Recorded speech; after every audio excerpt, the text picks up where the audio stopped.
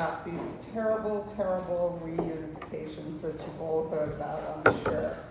And I'm sure you've heard people say it's a concentration camp. I'm sure you've heard the children on TikTok and YouTube and everywhere else talk about how not only did they get transported to my office, but the absolute worst part of it was that they then had to deal with me. And that I then called them names and tortured them, didn't feed them, didn't. So I'm going to tell you how these reunification camps started. They're not camps, I'm just being facetious. And how they actually developed and what actually happens in the camp. I'm even calling it camp, in the program, in the therapeutic program, because it's really a therapeutic program, it's not a camp. But they termed it a concentration camp, and I called the main perpetrators of that and said, you know, you could go up for a hate crime if you're not careful, and they dropped concentration, and they just called it a camp, a reunification camp, but it's not, it's a therapy program. So would it surprise you to know that the FBI were the ones that developed this program? Do you guys know that? Or are interested in that? So in 1972, the FBI were dealing with abducted children, and they decided that they needed to open what was kind of a therapy program, and developed a way of treating children who were returned from being abducted and their parents, reuniting them and realizing that these children had been brainwashed. And from there, they started to get involved with families where they called them psychological manipulators. We call them alienators these days, but psychological manipulators, I think, is a really good word for what it really is that's going on. And so the FBI realized that, and they opened a behavioral unit. So when they found these psychological manipulators and brainwashed children, they put them in this program. And so that is where this program comes from. It has quite a long history of existing. It is not a new program. It's not a behavior program either, although I think we all address this in a different way, and some programs are mostly behavioral, but mine is actually a therapy program. So I have here the FBI's Behavioral Science Unit and how they designed it, and I'll show you who adapted it. They have these things to address in the program. So they have trauma-informed interviewing, and I think that most of you would agree that these children have been traumatized, and that whoever works with these children have to know about trauma therapy and trauma intervention in order to deal with these children. And they did victim services coordination. So they work with victim specialists whom they train, and they start giving services as soon as they pick them up. So a policewoman who has addressed this conference many times, Kathleen McWillie, told me that she was one of these people. And she was called as soon as there was any kind of domestic violence, and they knew that there were children involved. And so she would go with the police and take the children and then take them to these units that would try to get the more functional parents, and they would reunite them there and start working with them right away. So they went from abductions of children to the families. So they developed an expertise, and I think people started to notice, therapists started to notice that they had protocols for dealing with brainwashed children and domestic violence. They used some cognitive methods. They realized that memories were not immediate for these children. They might remember things that really weren't real, and then help them recall details through environmental cues and sensory experiences. And that's what we do in the 4-day reunification. We help the children remember. Excuse me. So we play memory games with children, which have been termed brainwashing of children ourselves. But I'll tell you how the memory game works, because it's a fun game and the children do remember it.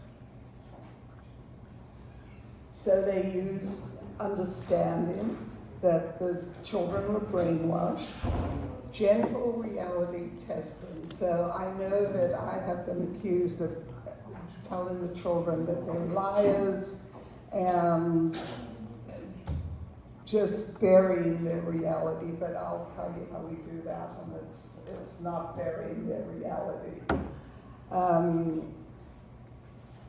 And you can read through this over here, and anybody who wants this presentation can get it from me. So they understand coercive control, and actually they predated what coercive control was. So the people who went in, to the FBI people and the police already knew what coercive control was, and coercive control laws, at least in California, but I think the other states followed, came about in 2020. So they've been around for quite a while, knowing what coercive control is. They have crisis intervention protocols. So when they pick up the children, they have a facility where they can also let them sleep and put the parent in a different room, which is what we do too. We don't involve ourselves in where the parents sleep and where the children sleep, but this is what the FBI did. Dr. Randy Rand, he has a background. Does anybody know who he is? Yeah, a few of you know who he is, yeah. He is a psychologist whom the opposing groups are quick to tell you that he lost his license. And I was around when he lost his license, and so I know what the details are, which are that an alienator had to pay half of the reunification program. And so she went to the board and told the board that he was extorting money from her, just getting her to pay for the reunification program. And the board and the licensing boards, I will tell you, are full of appointees by the governors for favors that they did for the governors when they were being elected. So these are not people who actually know anything about reunification or therapy or parental alienation. And so many of us get slaughtered by the boards. I was told at one time that the board had a special trash can for me because I got so many complaints from these alienators and what they call influencers, and they would just throw away complaints. But apparently now I have one that's sticking, and that one is because I mentioned in court that this alienator had beat a dog to death. And I had put that in my report because I don't know if any of you remember the Sarasot decision that was around in probably the 70s. And what that was that if you had any idea that someone was going to be violent, you had to report it immediately.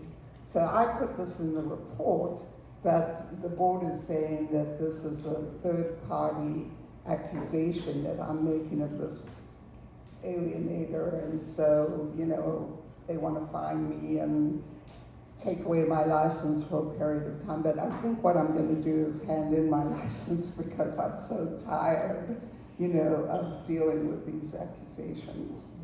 So poor Randy, he had to deal with these accusations, and this woman hounded him, and then the board finally took away his license. But his background was working in the Center for Missing and Exploited Children that I've described, and the Department of State. And so he worked with cults, and he was the person who told people that alienation was really a cult. And if you think about it, it is. You know, all the naysayers, the feminist groups, they really are a cult in that they believe certain things in a very dogmatic way, and anything that goes against what they believe, they will attack personally. And so he adapted what the FBI did into a treatment for alienated parents and children. And that's where the 4-day came up, why it's a 4-day program. He was the one who, because the FBI also had a 4-day program, so he just kept that going, the 4-day program.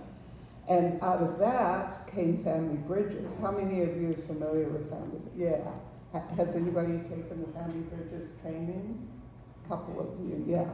So he developed Family Bridges.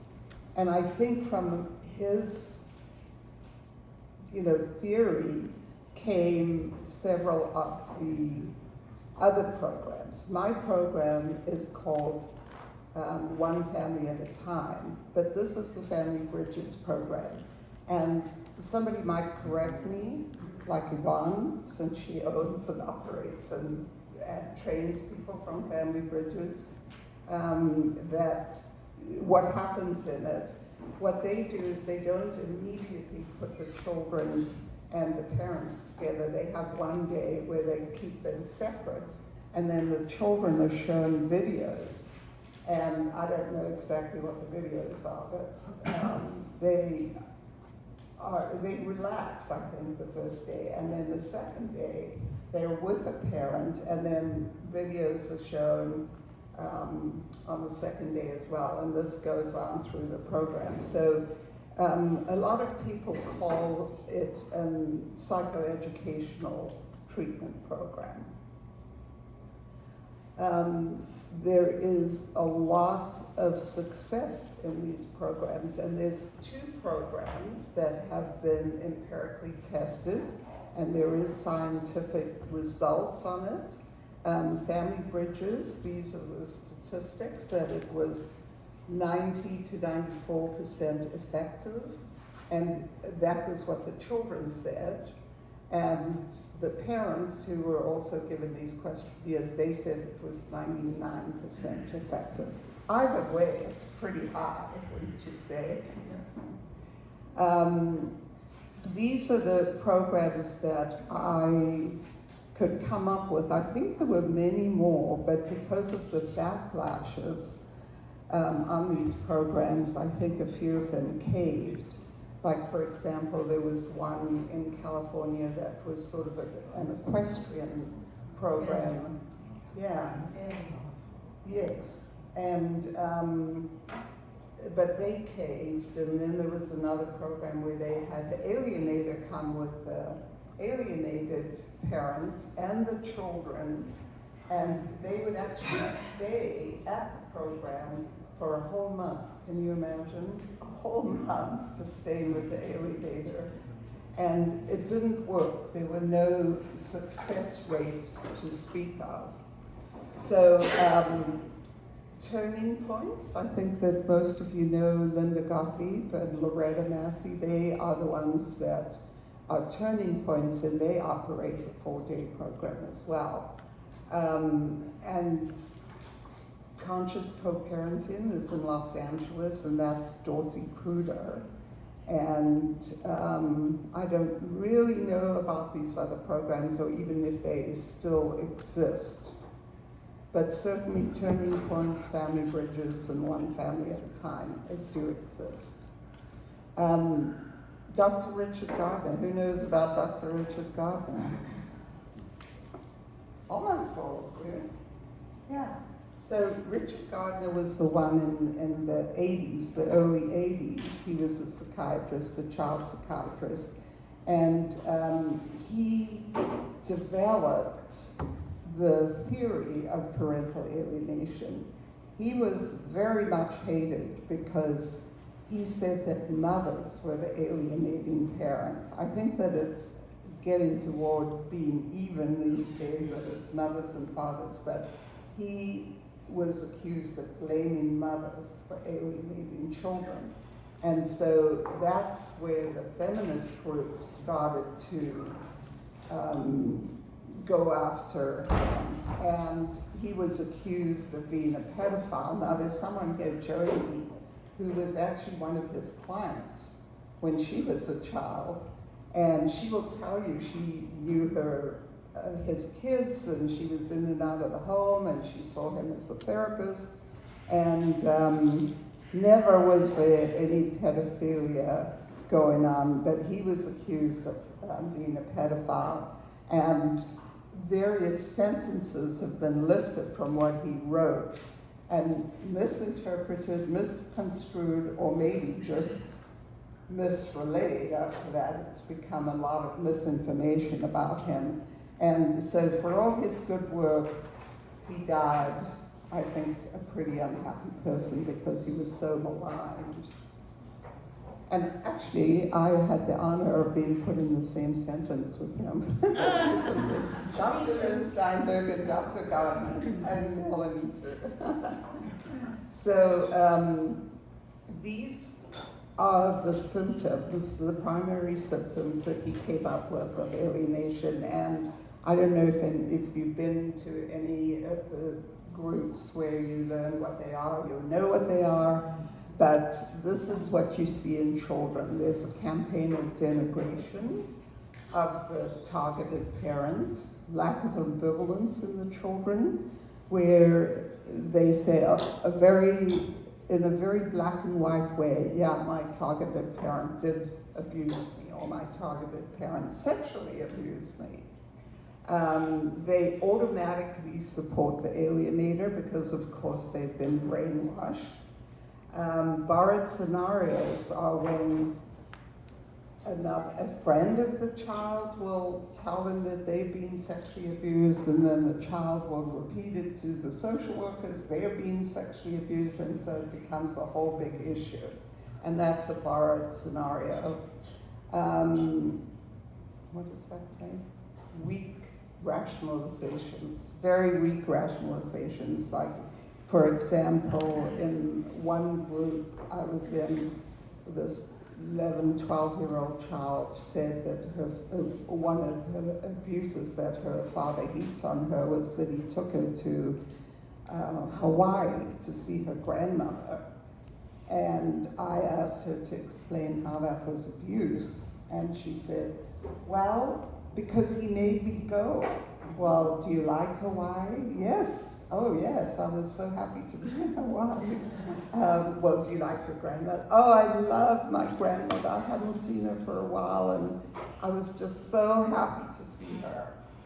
But she saw it as abuse because, of course, the alienator had somehow told her that she was being abused because she was being forced to go to Hawaii. But her whole experience was that she absolutely loved it. And that's where she had no critical thinking, right? She was unable to think for herself that this was an absolute privilege to be able to do this. Independent thinker phenomenon. Alienated children said, nobody else thought of this, just me. You're guilty because this is my own independent accusation. Nobody suggested it to me, which all of us know is absolutely not true. Absence of guilt. Children will really be abusive to their parents and show absolutely no guilt about it. And the recent case that maybe some of you saw in the media, where these children were saying that the mother sexually abused them, and that nobody would listen, the court wouldn't listen, I wouldn't listen, nobody would listen to them. Well, there were actually videos of these children when their mom would try to cook their special meal for them. They would take their plates, hot plates of food, and dump that and their beverages on their mom's head. So these alienated children can be pretty abusive themselves until they learn a little empathy, and then they realize that that was not okay to do, and they feel tremendous guilt and shame. But while they're in the throes of it, and certainly while they're in the 4-day program, they don't express any guilt over what they've been doing. And then the generalized animosity is when they hate the whole extended family, and even if they had a beloved pet, they hate that pet too. So they hate their grandma, grandpa, cousins, aunts and uncles, you name it. Anybody who's associated with the alienated parent gets the same treatment. And this is Dr. Ludwig Lowenstein, and he was in England, and he was doing the same work Dr. Gardner was doing, and at the same time. What I think is important about what he said that when you deal with these children, you have to be firm. And my belief, in fact, I think it's borne out that it's a true belief, that if the courts refer a child to therapy where the therapist is not trained in parental alienation, they are trained in some kind of family therapy that says that children never tell lies. Well, how many of you are parents in this room? Do children tell lies? It's so ludicrous, and people who have interviewed me have said, children never lie about these things. Oh my goodness, children lie and lie and lie and lie. And it's not that they can help it, they've actually been taught that. So Dr. Lowenstein, one of the things that he contributed was that he said, you have to be firm with children. You have to say, well, is that true or isn't it true? And a lot of the therapists, the reason that the therapy fails when it's done once a week is that the therapists go along with the children. And so they actually go as far as to get the alienated parent, the targeted parent, to apologize to the children for some trumped-up accusation that is not true at all. And I personally think that is awful. I mean, not only is that child going to feel deeply ashamed afterwards because they did that, but what does that create in the child's mind? That they can say whatever they like and get an apology from the parents, and that nothing that's true is going on in those sessions. And one of the things that I think should be added to those 17 ways in which children get alienated is overpowering children. Children become overpowered by being told that they get to choose if they see the other parent who has 50-50 custody. You know, the alienator will say, well, you can just say no, you don't want to go. No, you can't say no. You have 50-50 custody with both parents for a reason, and these are the reasons. And so over-empowering children is very detrimental to children, because they do believe that they can make decisions about whether they're going to see that targeted parent or not. And for some reason, it prevails in the court, where the judges are told, well, he or she wouldn't go with that parent because they don't want to. They don't want to see the parent. Well, do they get to say they don't want to go to the dentist? No. And this is better than going to the dentist, to see a parent that loves you and wants to make the time with you ideal. So I think that he is right. You can't just go along with children's myths, I would say. And you have to be firm with children. I worked with adolescents for many years, and they were probation kids. And I tell you, if I hadn't been firm with them, they would have run all over me. And I'm still in contact with them, by the way. They're in their 60s. And a lot of them write to me, many, probably all of them write to me and tell me what's going on in their lives. So I can't be that scary, right?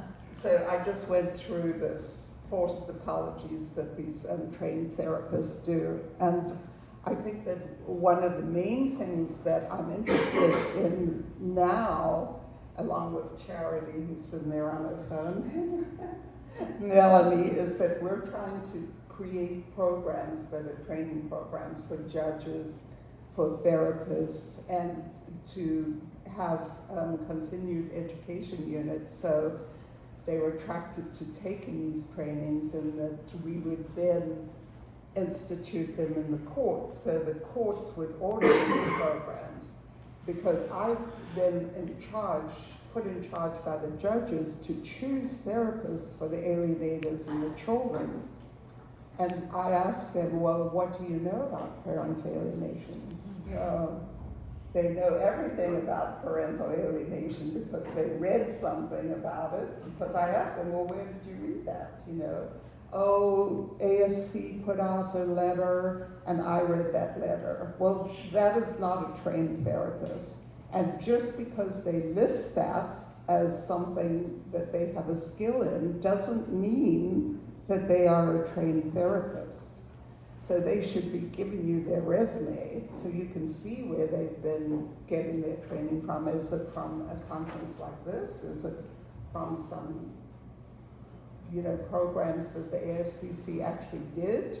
Where did they get their training? And I think it just makes sense for such a specialized area of mental health that they need to have training in order to work with these kids and with parents.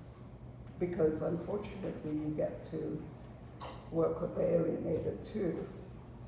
So what goes on in my program? Well, as soon as the kids get to my office at 10 o'clock in the morning, I check them to see if they have any injuries, because many of these children, when they report how terrible these programs were, they say that the transporters gave them a bloody lip or hurt their back or something like that. And so I check them from head to toe, and they're not expecting that. So they don't tell me lies right at the beginning of the program. And I put the parents and the children together immediately.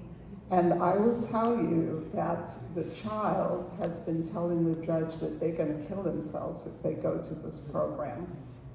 They are so happy to see that parent. I had one family where there were 3 boys. I've worked with them in individual therapy for over a year, and I'm trained, and it didn't work because the alienator picked them up afterwards.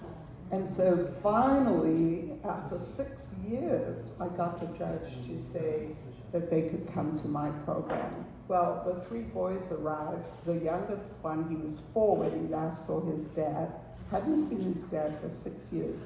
And the 3 of them crowded around their dad. Dad, do you still do this? Dad, what are you doing now? Dad, where do you live? Oh, we can come and live with you, And right before the children came to the program, the lawyer for the other side was saying she wasn't going to drop these children off with a bunch of strangers, meaning me, who'd been the therapist for more than a year, with all 3 children, and the dad. And I said, they're not going to be with strangers. They're going to be with the parents and the therapist who's seen them for a year. You know, so they will make up anything to prevent these children from being in the program. And so the first few hours in the program, I let them do that because they're so eager to see their parents and to find out all about their parents. So you've probably heard from other therapists that they reunite in the first hour of therapy. You don't hear, I'm going to kill myself anymore. You don't hear, I'm not going to eat, I'm not going to do this, I'm not going to do that. Although I'll show you a couple of photographs from the hardest person I had, and Lisa over there was the lawyer for the hardest person I had. So the first day, I write down every single accusation that the children have, and I put it on paper. So I know every single complaint they have, every accusation of abuse, and say, we are going to get to all of this. And then the first day, we also have the alienated parent bring in photographs of that parent with their children when they were young. A lot of times parents will bring in letters, you know, and they're letters of when these kids were little, and they'd say, oh, mommy or daddy, I love you so much. And when Melanie was showing those films, I had to cry because it's so poignant, you know, that when the children begin to hear that they were so bonded to that parent, and they start to remember those memories. You know, they go, oh yes, I remember when we were in the pool that time. I remember when you threw me in the pool. Suddenly they don't remember that their parent almost cut their penis off in the pool. You know, that doesn't come up anymore, although that was one of the accusations. So at the end of the day, they plan an activity that they're going to do that night. They all stay in the hotel or the Airbnb or whatever. And I do ask that families go as far away from the alienator to have this 4-day. There's no communication with the alienator while the children are there. There's no phones or computers or anything else allowed with the parents as well. If they want to use a phone, they can use my phone, which I don't even have there. But, you know, you all know that alienators would start calling their children while the program's going on if you allow them to have the phone. And I even say, when children start visits with an alienated parent again, no phones. They can't bring phones because that creates a lot of problems. So day 2, we start going through all the accusations, and they are truly ludicrous. They are. The mom that was accused of sexually abusing the children. Now, I'm not allowed to talk about this because there's a freeze on the case. I forget what you call it. Huh? A gag order. A gag order, yes. And so I'm not allowed to talk about it. But these kids have been in documentaries. They've talked to the legislature. The fathers talked online, and they've accused the mother of anything that you can imagine. Now, how the mother sexually abused them was the little boy had a rash on his penis, and the mom put ointment on it. That is not abuse. Another child said that when his father threw him in the pool, he touched his penis. Well, that's not sexual abuse. And so, contrary to what you've heard, I don't call the children liars or sociopaths. I say, well, how is that abuse? Could you explain it to us? And another thing I do, probably the first day, is most of the children come in calling their parent by their first name. And one family I had, there were 6 children, and they came in and they were calling their father Dean. And I said, Dean? Who's Dean? And they said, Robert over there. His name is not Dean, but it's a way of depersonalizing that parent even further than they've actually been removed from the family.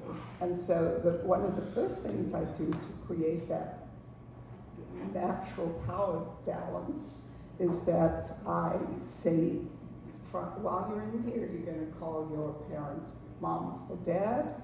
And even when you're out here, you need to be calling your parent. And by the way, you're not in charge here, I am. So the other thing I do, since I'm a good Jewish mom, is that I find out from the children before they even arrive all the snacks that they like.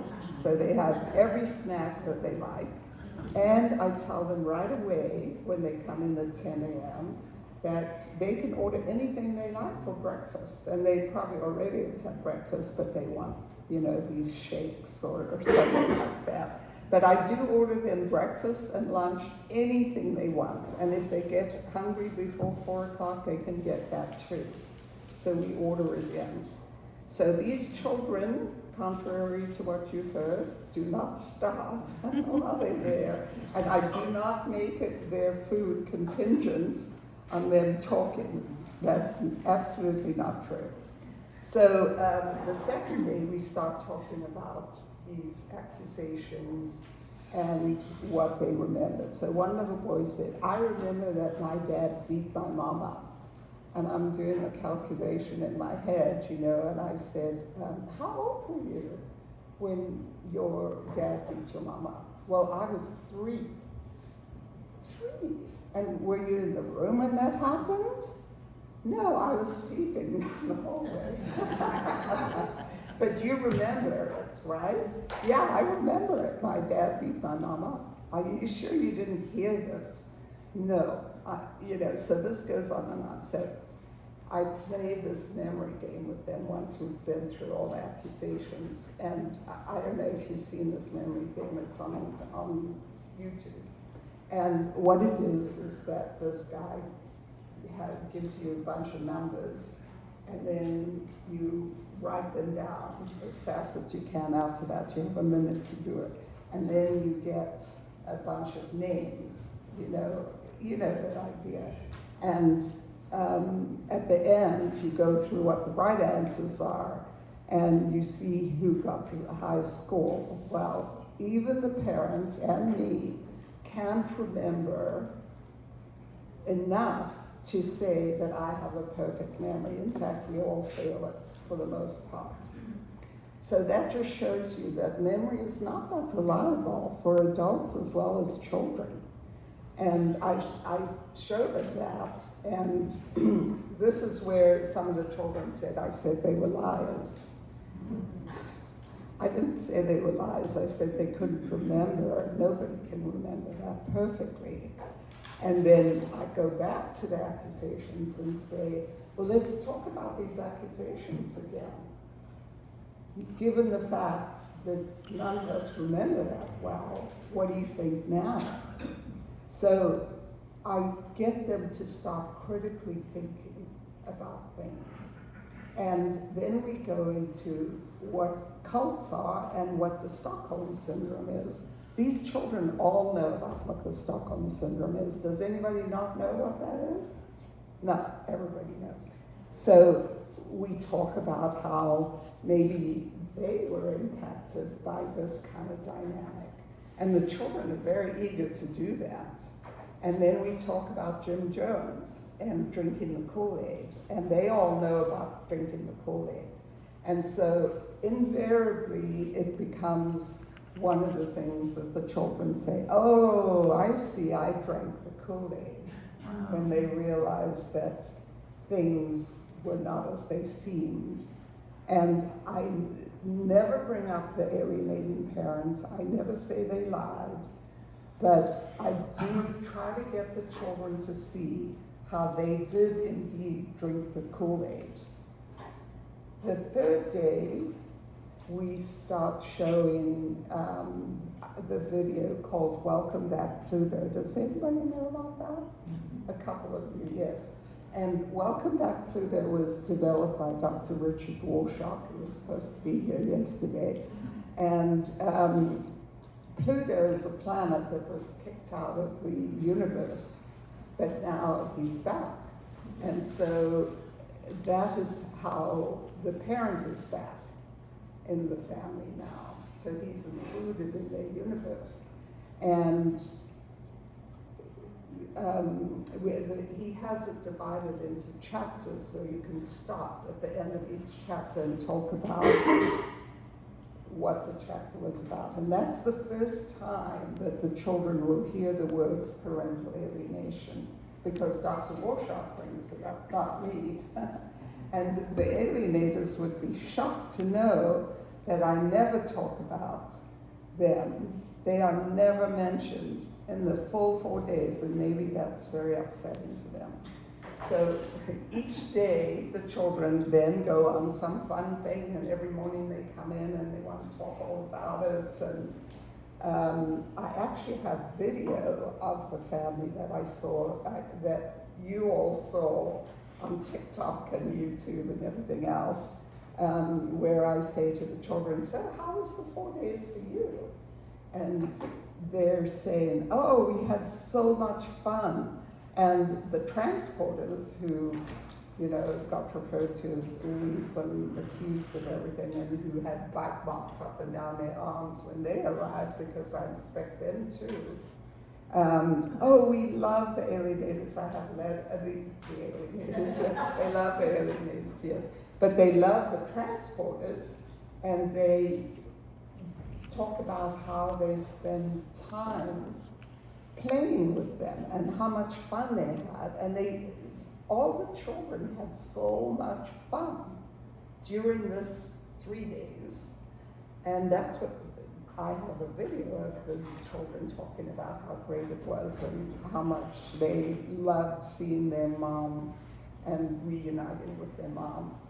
The 4th day, we go over what it was like, what it's going to be like to live again with the alienated parent. So we talk first about no laptops, no computers, no phones. In fact, the new parent is not the new parent, but the alienated parent is going to buy them a phone, and that's going to be their phone. But there is a no contact order that goes for 90 days, during which time the parents, the alienator is supposed to have therapy. And sometimes the judges will put me in charge of that process, which I can tell you is a most difficult process. And Yvonne Parnell will tell you she conducted a study where she tried to treat alienators for, I think, a month. And there was something like 300 people in the study of alienators, and that only one of the alienators recognized that they had actually alienated their child from the other parent, and they wanted to make amends. So that was 1 out of 300 children, if you can believe that. And then the second part of day 4, I bring in the extended family. So it's the cousins and the aunts and uncles and the grandparents and anybody who was significant to the child's pets come too. Can I just ask a quick clarification? I'm sorry if I missed it. The transfers, where do the children sleep? What? Where do the children sleep? Oh, I leave that up to the alienated parents. They book a hotel room, you know, the children maybe have separate rooms from them. But the transporters actually stay with the alienated parent just to help out. So with that structure, would that be an adjacent room? Yeah, they don't all sleep in one room, if that's what you mean. Well, I'm just trying to picture the structure. Yeah. So No, it's like an Airbnb, and usually the alienated parent wants to impress, you know, and so they will have an Airbnb where there's a room for each person. And it's nice, you know, it's usually very nice. I've never had a child complain about the accommodations. So, and then the last day when all the family come, they also have graduation, so I'll show you a picture of when some of them. So this is the case that Lisa over there and I worked on, and it was the most difficult case I ever had, which you will find hard to believe. But this child came in and he refused to go into the office. So that's him sitting there, and was he about 14? Yeah. Yeah, he was about 14, look how tiny he is, right? And so he couldn't stand that his father and I were in the office without him. So this is what he did. He came into the office and he put his back to us, let us know he didn't want to have anything to do with anything. And so his father and I talked about how it was when he was born and how thrilled his father was, and you know, and finally he sat up in the chair but pretended not to listen. And when he sometimes decided that he wasn't going to talk either, his father and I texted each other. He couldn't stand that he was being excluded, and he wanted to know what we were texting, and so that's how we started, where he's looking at all the albums that his dad brought in. And by the way, I've been given full permission to show you these photographs. And this, look at this. This is at the end of the 4 days. It's my favorite photograph ever. Isn't that wonderful?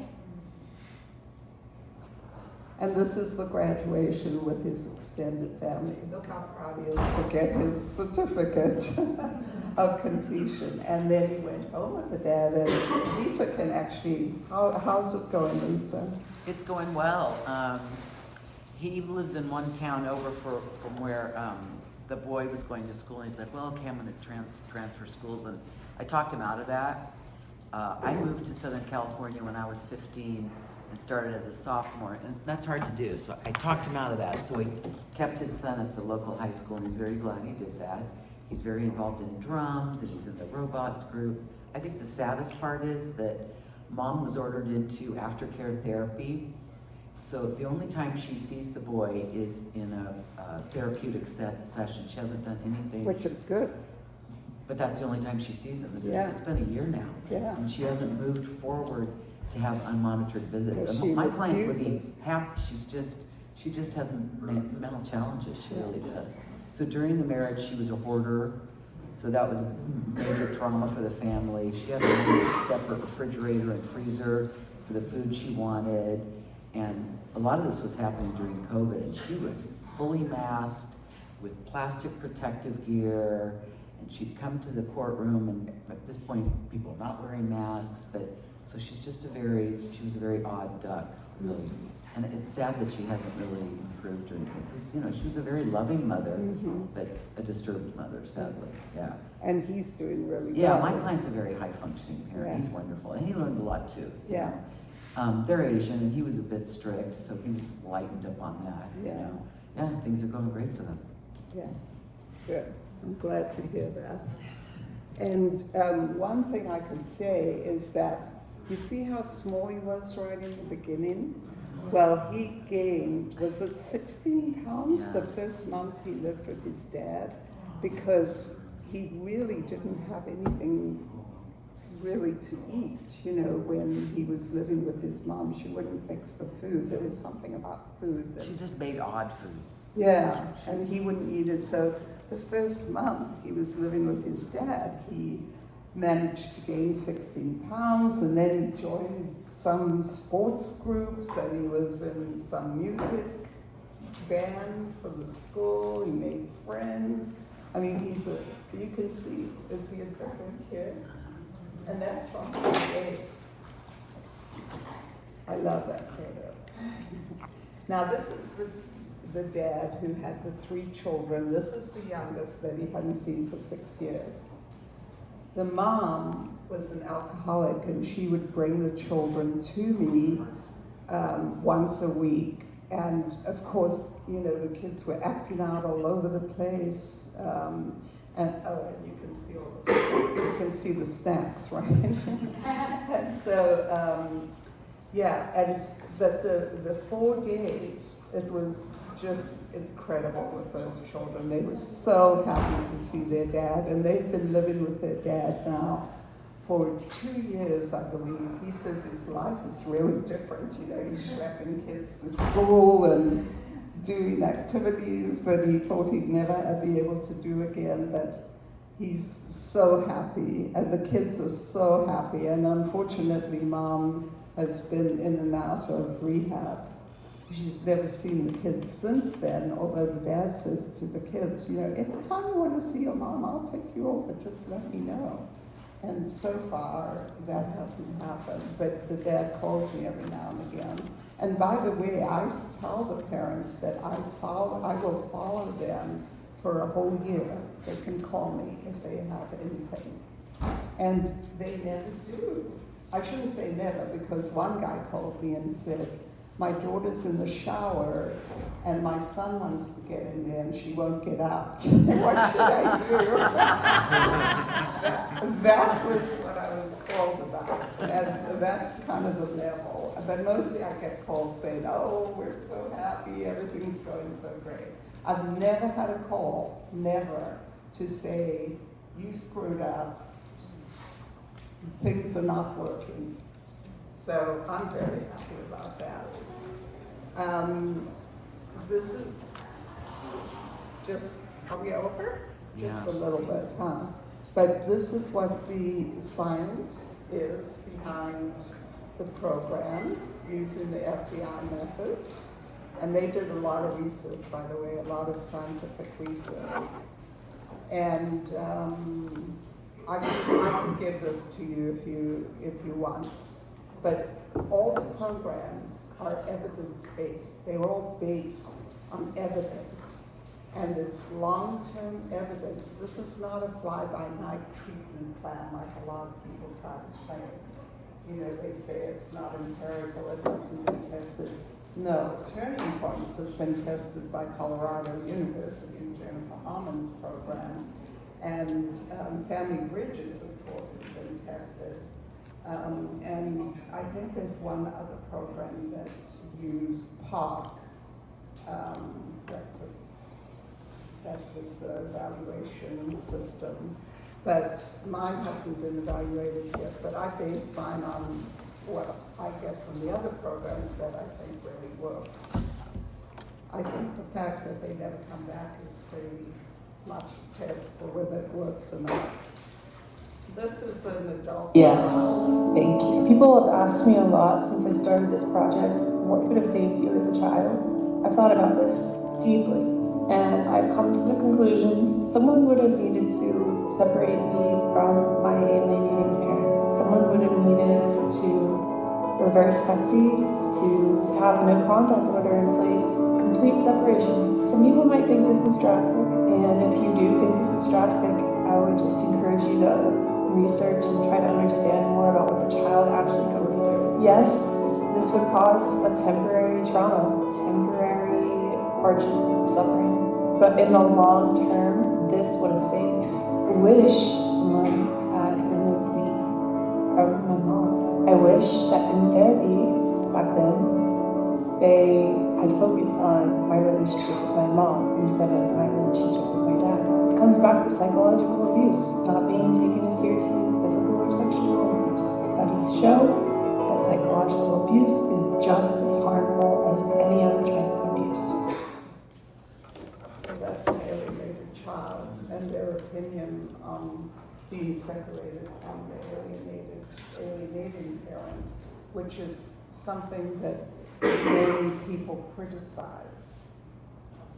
Would you believe me if I told you that right now in the United States, current family law reform is being controlled and passed by none other than a social media influencer? You don't have to rewind the video. You heard me right. Current legislation related to child psychological abuse, otherwise known as parental alienation, is being passed, in my opinion, by the efforts of a single social media influencer, none other than Tina Smith, who owns the organization known as One Mom's Battle. I've made various other videos about her because she says that parental alienation is pseudoscience. She exploits alienated kids, in my opinion. Tina publicly smears the reputations of other professionals in the parental alienation sphere. And now I'm going to make this video about something that's even more frightening. Tina Smith is actually the driving force behind these current legislative efforts, which to me is downright terrifying.